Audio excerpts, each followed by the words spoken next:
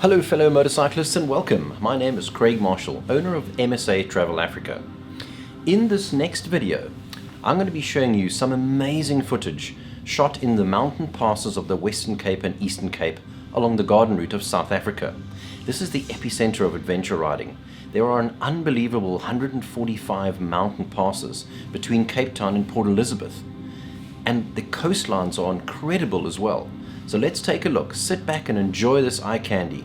If you like this video, subscribe, hit the like button, and have a look at our links below in the description.